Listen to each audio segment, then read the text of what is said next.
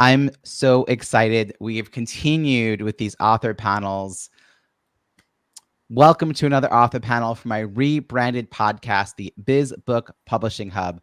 These authors participated in one of my Kindle Cross-Promotion campaigns in which business authors lowered their Kindle book prices to 99 cents or $1.99. Now, I organize these twice a year around Amazon Prime Days and Black Friday.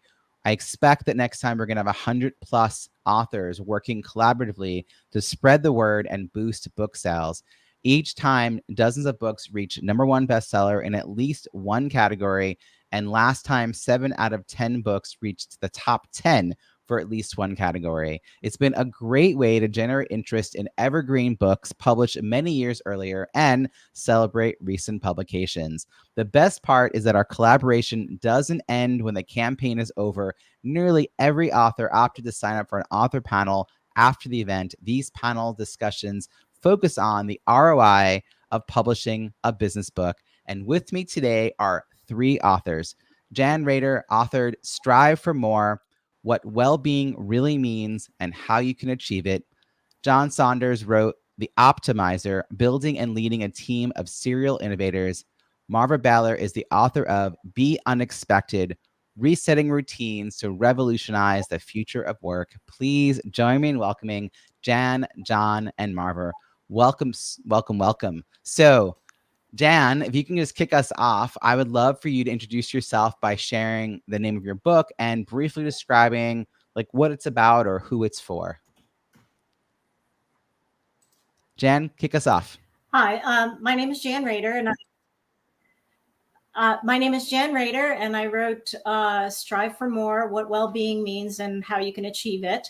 And basically, the book is about the science of well-being and also some actually evidence-based activities that you can do to raise your level of well-being. I wanted to make the book very accessible to anyone. So regardless of your background, you can enjoy it, and you can get a lot of resources that I've provided in the back of the book. So that's pretty much it. It actually is a course based on a course that I taught before the pandemic at a local university. Awesome. So I wanted to put it in book form so that it would be more available. Love it. All right, John, hop in here. How would you like to introduce yourself? Thanks. Great to see you all and having me. Thanks for having me on, Robbie. Great to be here. My book, so I worked on Wall Street for a bunch of years and wrote a book, I guess in 2020 now, which I love the term evergreen because I totally agree with that assessment. As you shared in the subtitle, my book's about building and leading a team of serial innovators. And the premise is change is scary. But as a leader, we have to drive constant change. So how do you create an environment where that just comes naturally to people? And so the ideas behind Optimizer, the title Optimizer, is how do you build a mindset of constant incremental change? And the idea is if you can do that, 1, you're ready for change all the time. And 2, it helps overcome the emotional burden of change, which can often stifle that change or innovation that you're trying to make happen. And so how do you build that environment inside of your company and enable, empower, and then sustain it? So it's for leaders and across the business world. It's funny, having worked on Wall Street, I thought it was going to be a financial services book, but I started to interview people for the book outside of the industry and quickly found it's really a book on leading change rather than on driving financial services business. Very helpful. Thank you so much for that background. And Marva, welcome. Hi, welcome. So speaking of the COVID pause, I was traveling the world, doing speeches and working with teams. I work for a large public tech company, and then the world stopped. And I attended a webinar that said, if you have 4 speeches, you could write a book. And I had 6 speeches. And my speeches are around connecting. And it's so interesting because, Robbie, this is your world. These little moments right when you start and you say your name, your title, and where you're from, nobody pays attention. So I actually have 6 chapters on just how to introduce yourself. So rather than just saying your name or whatever, so the first one's about your walk-up song. So I look forward to getting more into that, but I have 6 chapters on this art and science of that. So I'm excited to talk to everyone. And I'm calling from Atlanta, Georgia today. Excellent. You know, I love that. And my first book was about networking at conferences. And I joke about how some people were trained to do their name, rank, and serial number as their introduction. And it's like so boring and outdated. John, And I'm then going they complain about the weather and the yeah, traffic. yeah. And it's like, oh, stop. John, I'm going to kick this next one off to you to start with. I want to know, when you were preparing to publish your book, when you knew the book was now going to be written, right? Like it's at the point where it's being handed off to the editor, and it's just those last few details, which, you know, there's plenty. But when did you start thinking about the success of the book? What metrics did you think, oh, I want to track these metrics? Like, what would success have looked like for the 2020 John, who was getting ready to send this book out into the world? Well, at the time, I was really starting a new career. So success was, how do I get this new coaching and consulting business off the ground, and use the book as kind of the calling card for it. So that was sort of the big macro measurement. But then, you know, I went through a coaching program to write the book. So I was kind of an accidental author. I ran into this, I wrote some papers and was introduced to this coaching program and dove in. And one of the things they got us to do was really get started with the marketing early. So I was able to land a couple of speaking engagements before the book even came out, and also raise all the money I needed and then some to fund entirely the publishing costs. So there were some really clear metrics along the way, which were, was I able to fund the book entirely? Yes, I was able to raise additional money to pay for some marketing and PR afterwards. Yes, I was, and was able to land some early speaking engagements. Yeah. So for me, it was about book sales, raising that money, and how many new speaking gigs and workshops could I land. We're going to circle back to the how behind all those things, because I love that you just gave us something to look forward to in this. So Jan, let me head over to you now. When you were getting ready to publish your book, what were some of the success metrics you were keeping an eye on? Jan? Oh, I'm sorry. I didn't hear you say Jan. Sorry. Mm-hmm. I'm one of those people that I did not do any of that ahead of time. I think I mentioned that to you when we spoke the other day, that I just sat down and wrote the book. And I should have done some more things, because I had a lot of people congratulate me about finishing my book. And I just said, you know, it almost seems like the writing is the easier part versus the marketing and what to do with it after that. So I really and didn't do the rest of it. I'm trying corner to help me out with that. There's still time, fortunately, to reignite interest in a book by joining things like the campaign you join, and us working together, talk about how you're going to leverage the book to wake up your audience. Marva, let's come to you again. Same question. Like, so what were those initial success factors? What would success look like when you were first getting started with this process? So when I was first getting started with the process, it was increased credibility and to leave a legacy. I was really, feeling challenged by what was going on in the world, and was like, what if? So I really wanted to get that book out there. So I compared, am I going to get a doctorate or my book? And I went for the book. So that's what I was thinking of. And then the actual launch, what I was thinking about, I don't know if I thought about it, because when my book was published, and we'll talk about this more later, some of it's not in your control of the timing of everything. And I'd love to compare notes with John there. But I actually worked for Amazon when my book, so I got a brand new job and my book launched, and I worked at Amazon in the same 2 weeks. And we'll tell you more about what you're allowed and not allowed to do when you work at Amazon. And pretty much I wasn't allowed to do anything. So I'm going to be probably a unique guest in that. Wow, that's a very particular challenge. And I was going to ask you later about challenges, so we'll circle back to that. Marva, as this evolved for you, have you come up with a new sense of what success looks like? Absolutely. So I joined a group called Authoress, and that's actually how I was introduced to you.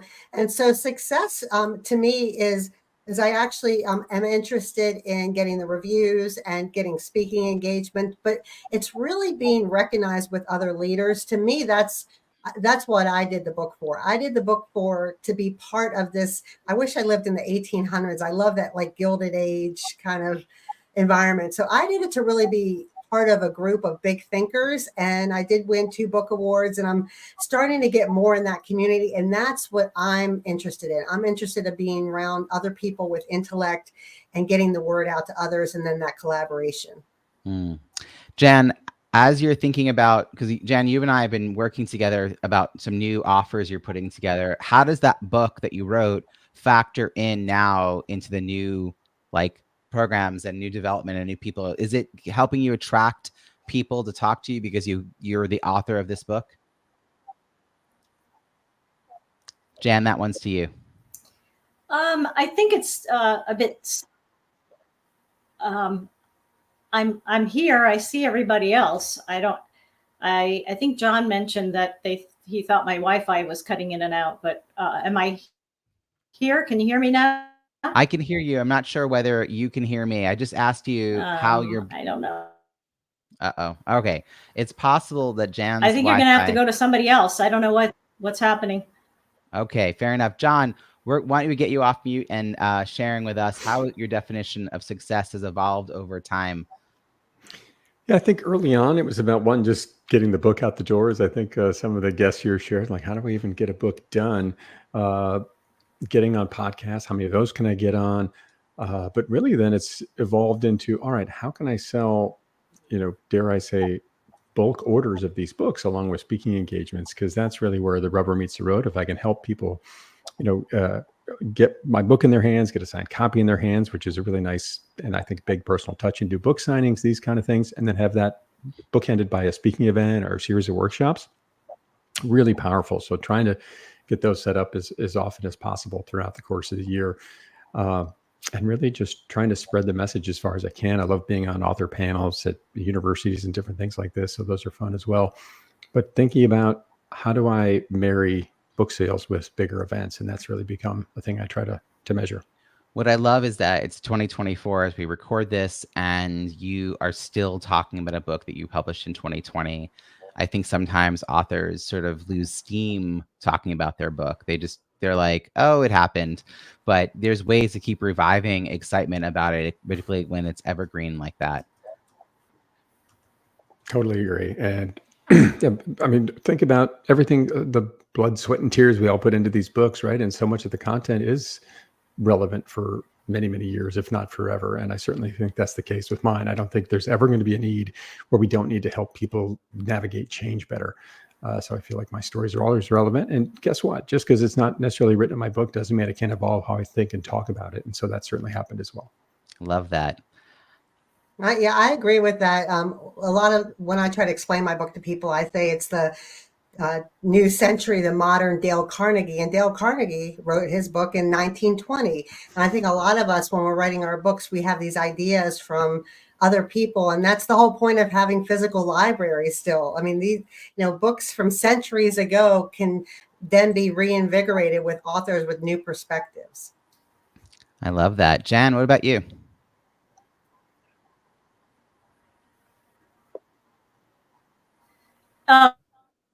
As far as working on an offer related to my book, I already have all of the research that I did, about 8 years of research gone into my book. And so it's going to be very beneficial as I move on to different programs that I plan on offering for other folks, hopefully to reach a more specific audience. Because I really wrote my book for everyone. And I know that from a marketing perspective, that's a no-no, but it is for everyone. So as far as that goes, I'm just kind of a little bit behind the curve on the marketing and getting it out there. But these types of events help out with that. And I do have a couple more public speaking events that are coming in my future. And I've already had a couple so far. So that's excellent. I wanted to switch gears now and talk about reviews. So I'm curious, of the three of you, who feels they did a really good job getting reviews, because I want to start off with someone who feels like they had a good process. And if it's crickets, then I'll jump in. But wave your hand if you feel like I had a process for getting written reviews on Amazon, because it is not easy to do. So is anyone going to kick us off here? I'm sort of looking at the three of you. All right, John. I have hundreds of reviews on LinkedIn. So if there was some connection you press and then they're all suddenly on Amazon, Yeah. I would be the top. But as far as on Amazon, until I met you, I wasn't even doing it. So yeah. Got it. So and I do know the process. I know exactly what it is. And I'm sure we'll articulate it to people. But I was not allowed. I actually had a contract and I was not allowed to do that so I feel like you're the exception to the rule, but you're not there anymore, correct? No, and so now I'm reinvigorated and I'm going to do that. I have my all those existing ones on LinkedIn, you could now write them and say, can you take this and post it, and you'll be back on top. Absolutely, yeah. That's great. I mean, honestly, the effort is to get a review written at all, because where it gets published can change, because not everyone can publish it on Amazon for a variety of reasons, yours being rather unique. But if it's written, then it can be published somewhere else. John, I'd love to hear about your process for getting reviews when you were first getting started, and have you been able to keep up any kind of process to continue getting reviews? Yeah, early on, it was almost like the fundraise I did for the publishing costs. It was just, I'm going to call it extreme outreach, and plenty of no's or just non-responses along the way. So it's just one of those things. You think that you just ask some of your friends or people that bought the book, and they'd write a review. And I was really perplexed why that wasn't happening more often. And what I learned was, I finally went to a friend and I was like, man, would you please write a review for my book? I know you bought it, it'd be great, blah, blah, blah. And he goes, John, he goes, I won't buy a pen on Amazon without reading 10 reviews about it. And he goes, I just feel super awkward writing them. And that was such a light bulb moment for me. And so what I did then was, through a couple different resources, got a series of sample reviews, and you could just insert a couple of keywords, Saunders really nailed it with this, line about whatever. And I have like 10 or 12 different ones that I put together. And I started sharing those with people along with existing reviews and emailing them out. I have an email list. I'd send them out very regularly and just kept asking. I mean, it was fatiguing for me. And I still barely broke 50, but it took a lot of effort. I'm not going to lie. But it was having that sample, when it really cracked open was I gave the samples and really just kept asking very consistently and sharing ones I got already. John, I call that polite persistence. And so my claim to fame is that all three of my books have over 200 written reviews. And I build big launch teams and really nurture people through the process of, getting on the team, getting the advanced reader copy, giving them prompts, which is sort of what you're talking about, sort of breaking that process down to like 2 or 3 sentences, answering these prompts, and then sending the review to me or to one of my authors that I'm working with via a Google form. Then we publish the book. Then we send the review text back to them with steps for publishing it. So that second part is what Marva can now do with all the stuff that she gathered on LinkedIn, because that content is still legitimately a review. It's just a matter of where it was being published. So it is a lot of effort. And here's my feelings about this for those who are listening and thinking, oh, this sounds like a lot of work. If you're doing this with your likely prospects and referral partners, the people who would be most energized by the content in your book and most benefit from the activities in your book, well, now you're actually doing the job of a business owner. You're having conversations with your prospects and referral partners. And it's those conversations that hopefully will lead to a review, but will probably also lead to a conversation that might be about revenue opportunities or media opportunities, or just a chance for you to get your message out into the world in a bigger way.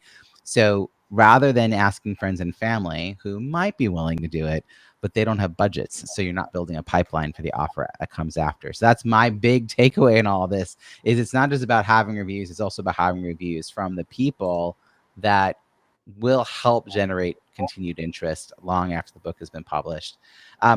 Jen, was there anything you wanted to share about this?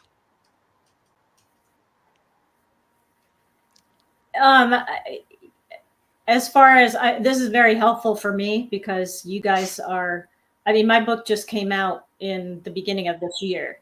So I'm And as I mentioned, I didn't do my due diligence ahead of time. So these are very, very helpful things. I have been getting people to do reviews for me.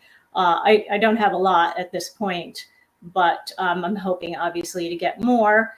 And just getting out there with speaking engagements and so on. I'm also actually part of Authoress now too. I'm doing their orientation in August, so that, and hopefully I'll learn some things there. But other than that, it's things that were challenging about the publication process. Well, for me, unfortunately, I fell prey to nefarious people that said I paid them a lot of money and they didn't do anything. So I unfortunately got taken. Getting my book set up and getting it ready to publish, but other than that, their marketing wasn't very good. So I guess because I think what Robbie offers with connecting with people, that's a much better way to handle it, because you have a level of trust. So cautionary tale. Watch out. Yes, Who you pay a lot for marketing. I literally just had one today, and it sounded good at the beginning, like when they were talking, they left me a voicemail, but then it got worse, and at the end they're like, and I followed up with you at marvabaylor.earthnet, earthlink.net. Earthlink, this ISP provider in Atlanta from the 80s. I was like, no. I remember And by the way, I've never had an Earthlink email. And .net, I was like, no, this is not legitimate. But it's sad, Jan, because you're not the only one, and I appreciate you being vulnerable in this setting, because it's happening consistently to authors. There was another author, they wanted to like republish it with a big brand, but then they were going to charge her for storage fees for the book. So there's a lot of challenges out there. I think that this is really helpful, actually, for people to have their eyes open. Stories like this make us second guess our choices and get some other people to vet before we hand our money over. Who else have they worked with? Are those people happy? Do we recognize those names? We know anyone who's worked with them? Oftentimes when someone pitches me via an unsolicited LinkedIn message, if I'm like, oh, that's a good idea, I then ask my network for someone who can help me do that. I never go to the person who randomly, unsolicitedly reached out to me, because I don't know this person and I don't know if they're going to take me for a ride. And I think that because there are so many people, percentage-wise, who want to be a published author, and so there's just a whole industry with a wide range of quality who will help people become published authors. And we have to be careful who we hand our money off to. The other advice I will say from all this is, I was just, I run the Biz Book Publishing Hub.com, which is a network of 50 plus experts who help entrepreneurs write, edit, and publish and market a business book. And when I was doing the onboarding to meet each person, to vet them, a hybrid publisher, said something which was such plain speak for me. He said, you don't hire a publisher to market your book. And I was like, right. Like, why don't more people know that? The publisher's job is to publish your book. And so when even people get a traditional published book offer, they, I think that they have won the moon and the stars, and they're going to get all this support. And a very tiny percentage of the authors on that roster are going to get that kind of marketing dollars. It's going to mostly still be up to the author. And whether it's getting endorsements for the book or getting reviews on Amazon or on any site, the author still has so much to do. And I think it's just a message for all of us to be aware of the marketing piece. John, what would you have to say about challenges getting started? Because it seems like you came out of the gate really strong, but you probably didn't know, in the beginning of this, that you'd have that kind of success. Where did you need support? What were the challenges that you were seeing ahead? Yeah, I think part of it was getting the story into as many people's hands as I could. And it's, I also was told, like, go beyond podcasts and, hire a publicist and this kind of thing. And, publicists are kind of to the stories that were just shared all over the place. They might be sort of a virtual assistant and, charge very little, but you're kind of not sure what you're going to get. And I also found ones that wanted, a $15,000 retainer or something like this just to sort of get the door open. And so neither of those seemed to be appealing to me. So I went to my publisher and said, what should I do? And they said, get on podcasts. And that was the extent of the answer to the question, and I was like, well, how do I do that? He said, well, Google it, basically. And so a big challenge was, one, how do I take these 1,000-word stories that I just put in my book and kind of crush them down to 2-minute stories, which is about 200 words, which I didn't even know that at the time. And then how do I reach out to that podcast host on the right kind of, that has the right audience? And so that was a painful lesson, because I started Googling, top shows in this category. I'd email these guys and say, I wrote this book. It's amazing. You should have me on your show. And I was getting zero response. And honestly, I was getting really bummed out about that. And one day it hit me, I was in sales for many years. I was like, wait a minute, it's not about me. It's about their show and their, growing and engaging their audience. And then I reframed my emails around that, and suddenly the spigot turned on, and now I've been on dozens of shows. But that was a big challenge for me early on, and just getting the stories down as well. I want to underscore this, John, yeah, because you flipped the script. You finally had that aha moment. And as a podcast host for 8+ years, I get these pitches all the time where someone's excited to tell me they wrote a book, or that their client wrote a book, or they're a PR company or a podcast placement. I'm like, whatever, who cares? You wrote a book. And then they're telling me they're a networking expert. My show has networking as like one of the themes. So I go to Amazon and they have less than 20 reviews. You have 4 reviews. I'm like, wait, you're a networking expert and you don't have any reviews? Like, this is very confusing to me. So I don't understand. Here's another thing I want authors or soon to be authors to know. Why spend money on marketing and PR if you haven't bothered to get at least 20, minimum 20, ideally 50 or more reviews on your book before you pay someone to get pitched to be on a podcast or other media? It just seems like if we're going to send people to our book sales page, we should make it look like a book that's worth buying. And that's the social proof. So I'm really hung up on the reviews. Hitting number 1, nice byproduct of a good launch. I've done it 30 times. There's no evidence on my book's sales pages that I've ever done it. But I love that flip about how to make these pitches relevant to the host and the host audience, because that's actually what they care about. The zillion people want to be on their shows. And they only have 50 spots a year probably. So great tip there. So for Marva, what would you say has been, for you, it sounds like your challenge was that you were working at the big Amazon while you were publishing a book, an unexpected 2 things happening at once. So you a lot of these traditional, best practices or would-be best practices you couldn't do, but it sounds like you found your workaround, that you collected some great testimonials through LinkedIn recommendations. Is that kind of the avenue that you took? Yes. So one thing I did do well is on the endorsements. I would give myself definitely an A there. So my endorsements, I really thought about who I was asking.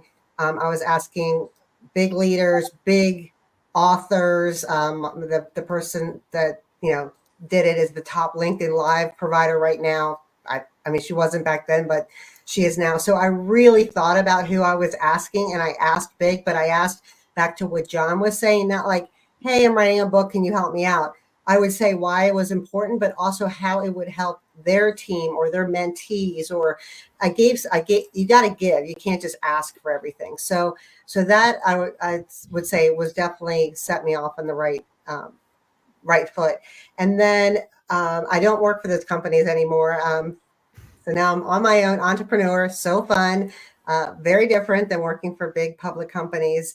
And I did invest in media training so that, as far as like, what am I exploring? So I did spend money and time on media training, and it served me well. I've been on the news. I'm on the news all the time, but some of it's great. Some of it's some weird stories. Just had a kind of weird story about Britney Spears that they attached me to that I did like 3 months ago. News is news. Yeah. News is news, but it's all positive. I'm always positive. Yeah. Media is media. Yeah. And that's a good skill that, especially when you're a writer, it's a really good skill because you're out there and everyone always wants you to be. So you're not promoting your book, but you are promoting your brand. So I would say that has been something that's been really fun, challenging, unexpected. that I really enjoyed. But then that definitely helps with having a book, back to the credibility and kind of network of people. Awesome. Hey, I'm going to switch gears here. Jan, I want to talk about marketing strategies that led to book sales, like speaking engagements or getting your book to be read in a book club or something like that. Jan, do you have any stories about how you were able to get more books sold? I did a presentation at a business where I know the owner of the business. She read my book.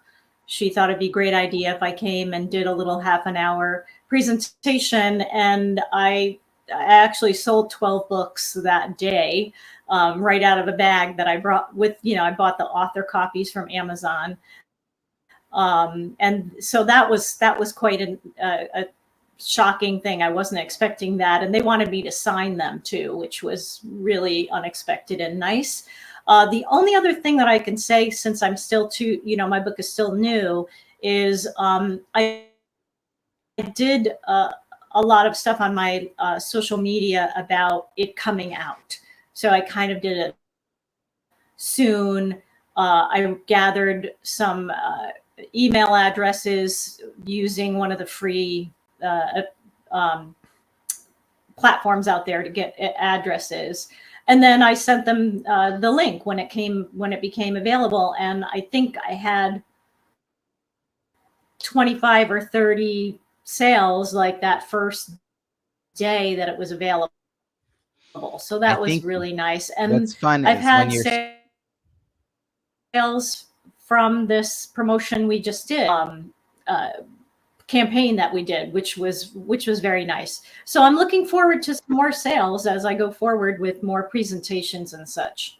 Yeah, I think this is about having a strong sense when you're writing a book of how it fits back into a business versus what I did and what Jan did, our first books. I didn't have that connection for my first book. I just had content that I knew about, and I was speaking on the topic, but I didn't have anything else to sell beyond speaking engagements. And I wasn't being paid very much for the speaking engagements. I was working my way. And so writing the book was like a necessity. So I wrote at first because I felt like I had to have a book as a professional speaker. And it was only when the book was about to go to the editor that I realized this is a good book. I want people to read this book. And then I started thinking about the day that I was publishing as day one of the marketing of the book, as opposed to it being like the deadline of the publication. And I shifted that and then was like, well, why even wait? And I started actually marketing the book while it was still being edited and started getting, all the stuff you can now do. I wasn't thinking about that when I was writing it initially, and I didn't have a clear next offer. And I wrote about that in my second book, about my stumbling my way through piloting, which is now why I feel dedicated to helping other entrepreneurs figuring out their pilots and figuring out how to do research calls, things like that, because the more smooth that connection is, the better. So John, it sounds like you knew you wanted to launch a new coaching practice. So that was an imperative. Was the through line from the topic of your book to the kind of work you want to be doing, was that clear, or did that get fuzzy and then clear? Because you said initially you thought it was going to be financial industry, and then it ended up being a different kind of book. How did that then impact the kind of coaching you knew you wanted to do? Yeah, interesting catch there, my friend. Interesting catch. The part of the book for me, sometimes people think about books. It's funny because I have a show where I interview authors as well, and I always like to ask, what did you learn writing your book? And that's answer always blows my mind, because so many times people come in thinking, oh, I'm going to write a book about X. And then as I start to research and learn and grow, they're like, oh, wait a minute, this actually there's a bigger thing here or a different thing here. And that's exactly what happened to me. As I said earlier, as I started to interview somebody outside of financial services, a Microsoft executive, I was like, where else could I take this? And I just kept going wider and wider. And it only helped to make me realize I could serve a number of industries. So one of my first, I'll say legitimate or, larger coaching engagements was with a healthcare company, which wasn't something that was on my radar screen at all.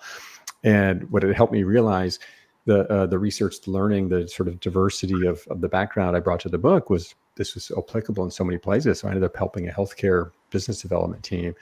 And that was a big pivot that really turned for the positive. Did I answer your question there? Yeah, no, and it sounds like I feel like you had a sense of where you wanted to go, but you also were open to learning along the way. You were willing to follow possibilities. So you weren't like, I'm stuck and rigid. This has to be a financial services book. You realized that this could be more. Now, the trick is, and you heard Jan say this too, if, books can be for everyone, but products need to be more narrowly defined.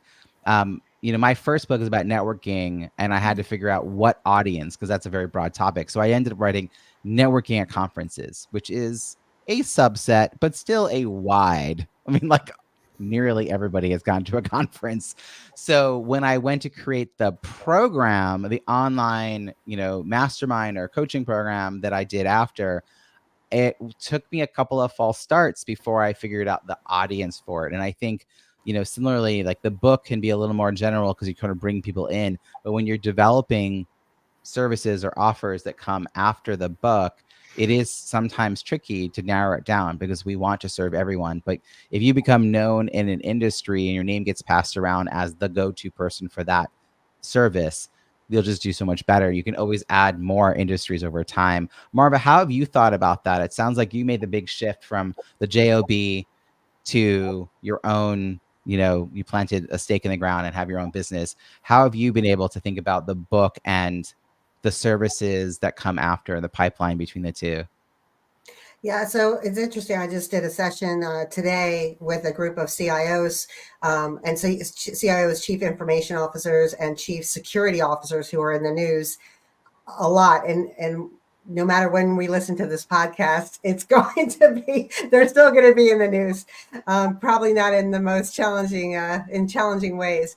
And so I already had these people, and it sounds like John has that experience from his corporate life. So I was already speaking at their, people call them ERGs, employee resource group, associate resource groups, and some of those groups at the larger companies may have 1,000 employees over the globe, and some are in person, some are hybrid. So I already have done those for really big name companies, so I already had that as part of my repertoire, and so now I'm still doing that similar work, but I'm doing it as an independent. So it was an easy transition for me to do. And what you're talking about, the classes, I haven't thought through that yet as well. And that would be, I would say, kind of the biggest challenge as an entrepreneur. You have to think through everything. So you're asking us a lot of questions around marketing. You have to think through invoicing, marketing, billing, development of courses, website design, everything. And you can hire as many people as you want, but they're still going to come back to you to ask for the content, and you have to make the decision. So it's not even just a money thing. It's how much does your brain and your time. So I'd love to hear your advice or the other experiences that the team has on that. Well, one thing I would say is get to know other successful authors, speakers, coaches, whatever it is you're trying to be known as, because you'll learn so much. You'll shorten your learning curve by being around people who are a few steps ahead of you and who can share what's coming around the corner.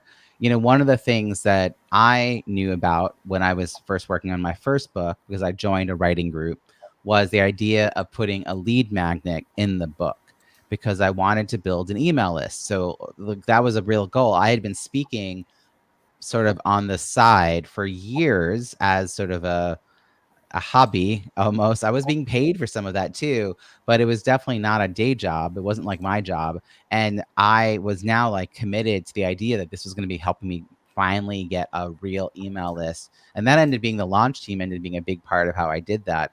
But I'm wondering if anyone here built some resources related to your book and put a link to them in the book and sort of made a really easy path from the reader to joining your email list and getting continuous engagement and communication from you. Did any of you wave your hand if you had something that you put in there?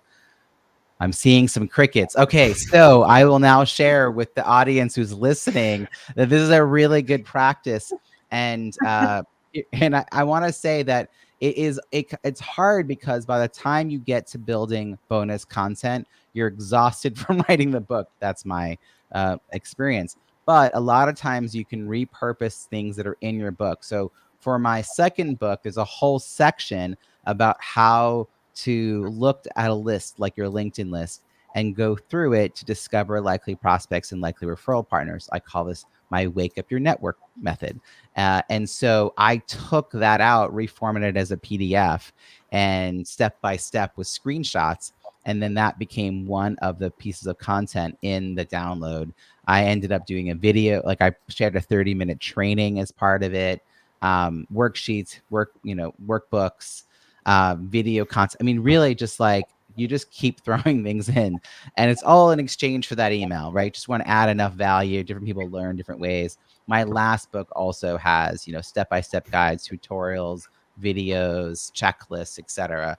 So having that mentioned at the beginning and the end of the book, a link somewhere in between as well. What I do is one step further is I have a separate landing page for people who have not yet bought the book that's where I put all my screenshots of my bestseller stuff. And I tell people how to get the bonus content before they even buy the book. So I think the more we can think about connecting the line between the would-be reader and the would-be prospect, that could really help us.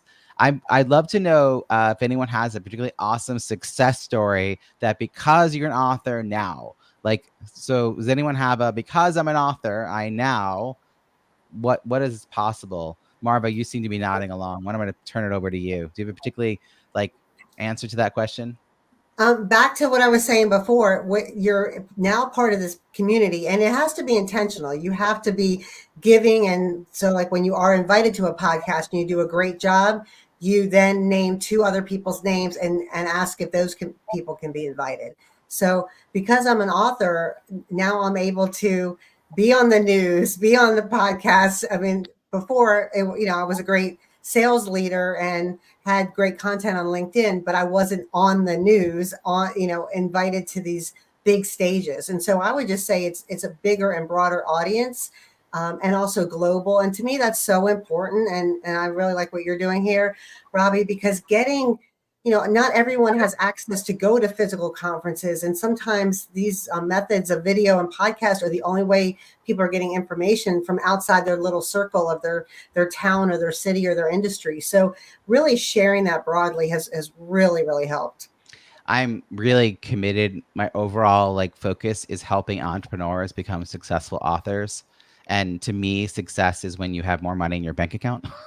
It's not about the number of books sold, awards, even the number of reviews. It's all about how all of that is in service of us actually getting paid what we are worth, the value that we offer, and that we're connecting with more people and providing that value to more people. I think it's incredible because I work with such smart people who have learned so many things that I want them to get it out into the world.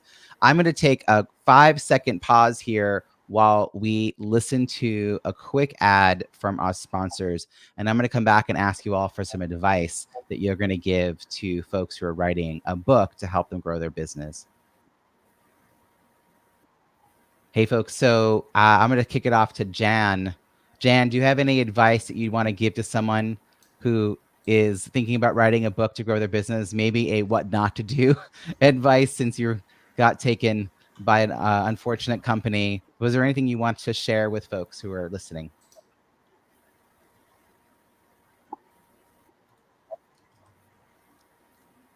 That's to me, right? Yes. I would say that when you're writing the book or getting ready to, for me, I hired somebody to do the formatting for my book. And what I really should have done was do more due diligence, because this company was based on novels. They did novels, not business books, nonfiction. So I don't think that was the best fit. So I think it depends on the type of book that you're trying to write. If you're writing a memoir or a novel, a story, you might have a different group of people that you work with. As far as Biz Book Publishing is concerned, I wish I had found you guys earlier, because I don't necessarily really consider my book a business book per se. It's really a self-help book. But it can be applied in any business setting also, because we all need help at some point. So, but I think that's a big thing. If you're you have to consider the type of book you're writing, and then find the resources to help you depending on the type of book. Because you were saying about editing, when they're editing it, and you can do some marketing. For me, that I thought I was ready to go with it being ready, but because they were a novel company, not a business academic type of organization, they were editing my direct quotes. So I had to really do a lot with them to try to get that back on track. So I think that's an important thing. Find out, yeah, I direct quotes that I had cited, they were editing. So you really have to find the right people to help you with the genre that you're in. So that would be my advice. Jan, that is such good advice. And I've actually heard that story from 2 other authors about direct quotes from their research being edited because the author hired editors who didn't understand what that meant. So I actually created the Biz Book Publishing Hub because within the world of publishing, there's fiction and nonfiction. But in the world of nonfiction, there's memoirs and travel and self-help. And then there's these books. So I define a business book as a book that someone writes to help them build or grow a business. So if you're writing a book hoping to land more speaking engagements, then I think this qualifies in this sense because you want to work with the kinds of people around writing, publishing, editing, and marketing who understand that that's your goal. And they will support you and guide you towards other great resources. So if you folks listening in, go to bizbookpublishinghub.com. You'll find all these episodes, show notes, but you'll also find this incredible list of experts. John, I'm going to go to you. Tell me like your advice for someone who's writing a book to help them grow a business. Start earlier than you think. In fact, if you think it's too early, you're probably right on time. There is no silver bullet. And 3, you have to just have to get your story out there, and you can't expect that one source, one resource, one tool is going to make it all work for you. And thinking about starting early, people often think like, well, what does that mean? Like, get a chapter of your book in someone's hands like 6 months before it's going to come out, and start to get that in. Like, does this story resonate with you? Does it make sense? Get that kind of feedback, and know that. I think you said it earlier, Robbie. You can't just sort of hire a publicist or hire a marketing person and say, oh, I'm done here. Or no, use the publisher as an example, right? You think they're going to do all this marketing for you. No, like you've got to activate your network. You've got to be on LinkedIn or Instagram or wherever your audience lives, and continue in podcasts and continue to get your story out there regularly. And just make sure you get a group engaged in that journey with you. But it's never too soon to start.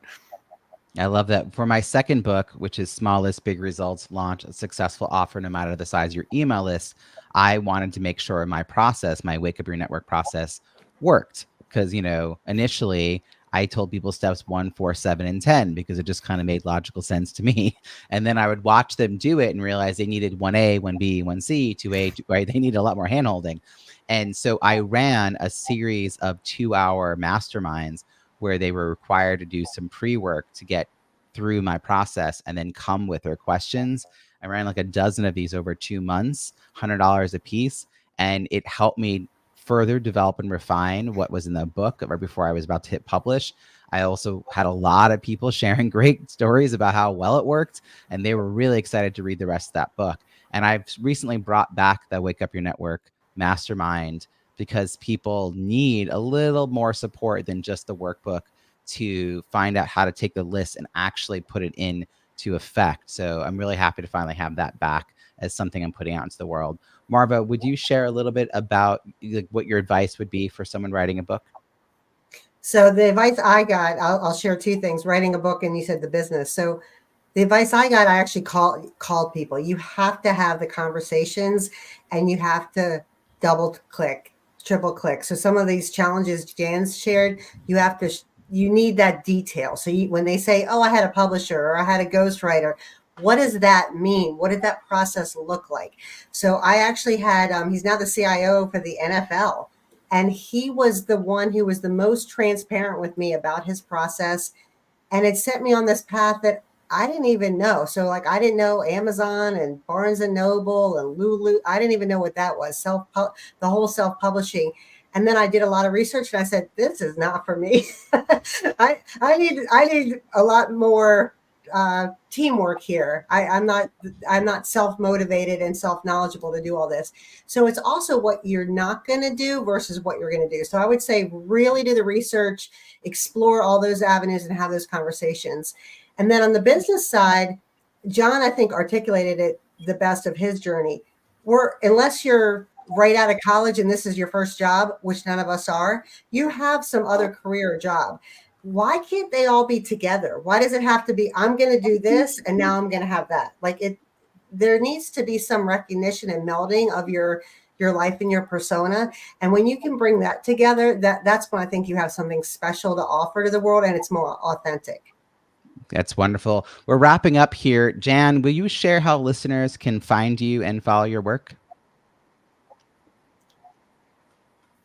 Yeah, I'm on LinkedIn, of course. I'm on Instagram as Self-Care Sensei JR. I'm also on Facebook, and I also do have a website, Self-Care Sensei.